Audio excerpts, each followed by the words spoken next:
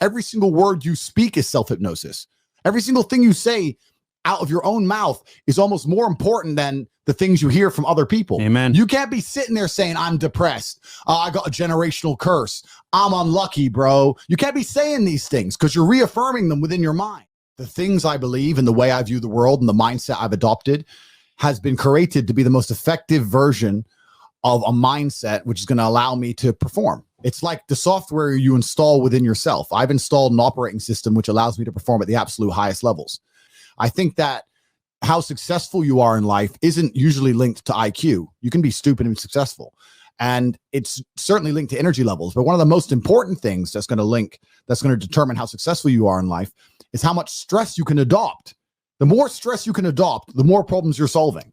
And I tell you now, 99% of the people watching this stream would collapse under 5% of the daily bullshit I deal with. Every single day. I'm either at the desk, at a meeting, running back and forth on the phone, dealing with millions and millions of dollars of bullshit that it never ends. And the more stress you can adopt, the more successful you're going to be. And I'm just that guy. And I've been that guy my whole life. I'm that guy that everyone who knows me, all my family, every woman I know, they all come to me with their problems. They throw shit on top of my. I'm just a problem solver. It's just who I've always been. And if you want to be that person, you have to have a certain mindset. And that's what my mindset is.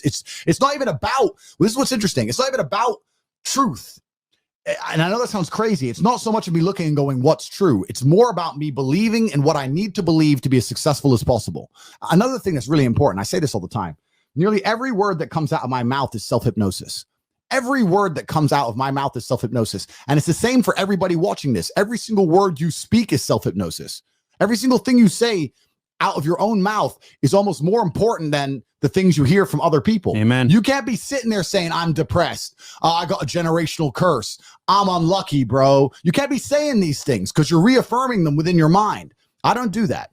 You have two choices as a man. You either realize the truth about reality and understand how the matrix is suppressing you and affecting your mind. You either wake up and you are now in battle against the matrix itself, or you accept the programming. When you accept the programming, the battle doesn't end because you're in a battle against your own mind. If you believe they want you to believe, you're unhappy, you're depressed, you're miserable. So you're either fighting against yourself inside of your own mind, living in some semi-depressed state, sitting on the internet, talking complete bullshit in these liberal hate mobs, or you understand the truth about what's happening and you're in the war against the matrix. You are one, hypnotizing yourself to believe you have it. One. Two, giving a bunch of power to this outside source instead of believing the power inside of yourself. And three, not just being realistic enough to know that I feel a certain way and I feel this way because of my life circumstances. And if I change my life circumstances, perhaps my mindset might change.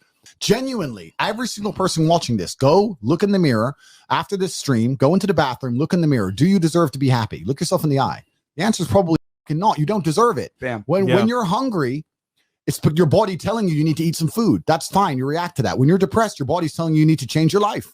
And if you're feeling that for long periods of time and then not changing your life, well, you don't deserve to be happy. You don't deserve it. Everything in life that is valuable must be earned. Peace of mind must be earned. Happiness must be earned. Happiness is the number one thing that must be earned. And I'll tell you that my happiness is based on very real world achievements. I couldn't be happy if I was broke. I couldn't be happy if I was obese. I couldn't be happy if I was lonely. I couldn't be happy if I wasn't respected. I couldn't be happy if I couldn't whoop a dude's ass. I couldn't be happy in those scenarios. So I made sure none of them scenarios came true. I have earned my happiness via hard work. It's the top of a mountain, which I have climbed. I deserve it. I deserve to go to sleep with a smile on my face. That's what I deserve. The universe is very giving and very fair. People seem to think that the world is unfair, and those are all the same people who tell themselves they're unlucky. I actually believe the opposite. I believe the universe is a very giving place. I believe God is a very giving being, and that the world all in all generally balances out and is pretty fair. If you're the kind of person who deserves a good life and works and genuinely wants it and tries very hard, guess what you get 99% of the time? A good life. And if you're the kind of person who doesn't really deserve it, slacks 3 days a week, a little bit lazy, snakes his friends, talks behind people back, blah, blah, blah, guess what? Your life ain't all that good. The universe is pretty fair and pretty balanced. I've yet to meet somebody who gets up every day, does what they're supposed to do, works hard, goes to the gym, then goes to work, does their best, makes their money, looks after it, is sensible, doesn't blow it, et cetera, who then fails. I've never met anybody who fails when they do all the right things. The universe is a very fair and giving place all in all. There are very few exceptions to that. So when I see somebody who doesn't have the success they want, especially when I see, let's say, a group of people who don't have the success they want, there's no way you're all exceptions to that rule. You may want something, but you certainly don't deserve it. And that's why you don't have it. When you're heartbroken, when you're truly heartbroken, you can't even sleep. and your mind is constantly preoccupied. And instead of seeing that as a negative, what you need to do is use that as a source of unlimited power. If I was truly heartbroken today, let's imagine, and I could barely sleep, I'd be in better shape than I've ever been. I'd train like a fucking animal. You have to just take the energy inside of you. Energy cannot be destroyed. It can only be converted, whether it's heat into light or momentum into friction or however you want to put it, right? Energy cannot be destroyed. It can only be converted from one form to another. And you have to look at that and understand that the sadness inside of you is energy. You can't destroy it, but you can convert it into something else which is constructive. And you just have to suck it up, buttercup, and get over it. Yeah. The answer to 99% of questions or conundrums or scenarios that people come up and ask me, 99% of the time, the answer is work harder. My girl left me. What do I do? Hit the gym. My friend died. What do I do? Become exceptional. I'm sad. What do I do? Train. Like, the answer is nearly universal. Yep. It's always working harder is never going to not help. No matter what scenario you're in, working harder is never going to not help you. And it's amazing that I give different versions of the same answer for 99% of the questions I'm asked. Work harder. If you have a problem, whether you're broke, whether you're out of shape, whether your friend dies, whether your girl leaves you, whether you're depressed, whatever it is, working harder is almost always the answer. So you know what you need to do. You need to do it. And what's amazing, again, it's kind of like the antidote. If you take the antidote before the poison, then you never get sick in the first place. If you're always working as hard as possible, if you're always working, trying to be the best version of yourself every single day, then you never get sick in the first place. You're already working. You're already taking the antidote. So things can't attach to you. They can't get hold of you. So if you're working as hard as possible all of the time, then you already have all your answers before the problems even appear. I was working off before the Matrix canceled me. And then the Matrix canceled me and I continued to work.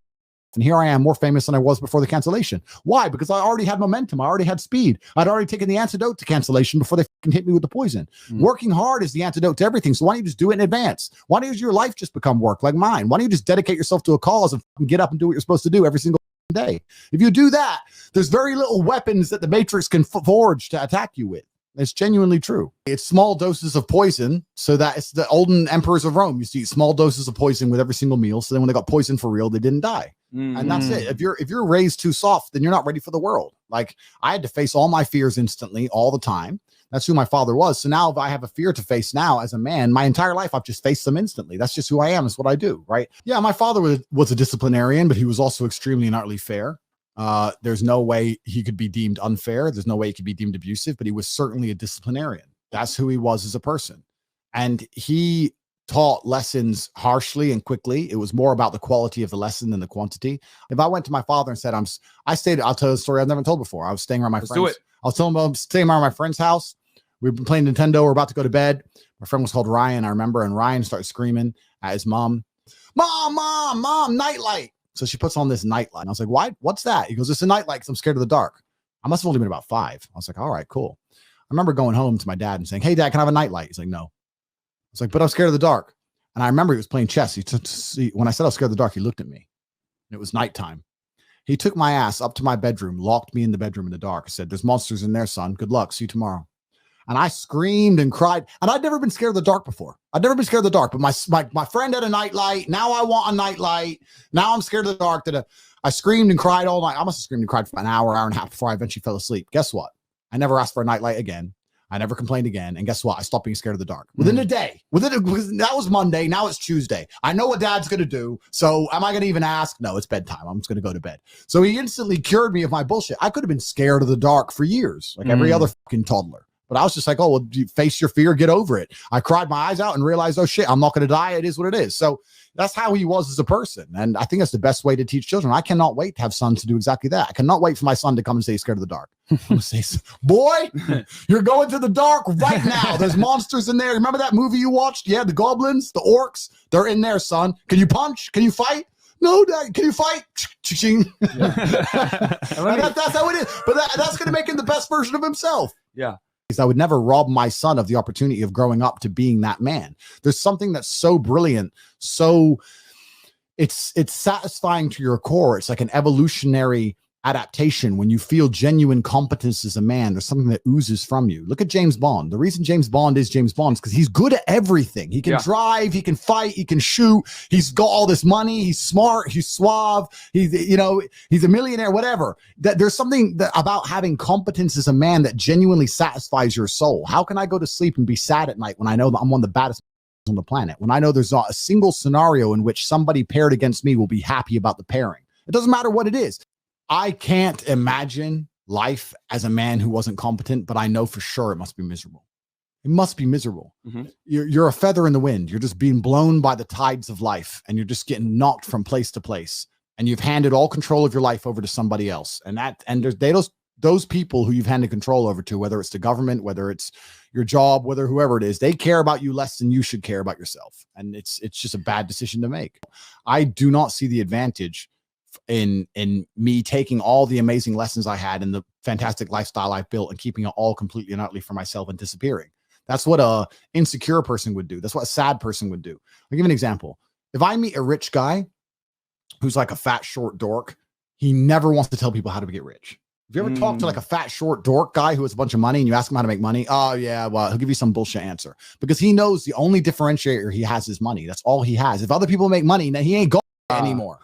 Whereas me, I'll tell the whole world how to get rich. You can get as rich as you want. I'm still top G. Right. I don't care how much money you have. I'll smack you up. It doesn't make a difference to me, right? So when you genuinely are happy within yourself, you're prepared to help other people. I want everybody watching this stream to be as confident and fantastic with women as possible. Do you think I give if the 16,000 people watching this all become Casanovas? You think I'm going to be walking around thinking I'm getting no?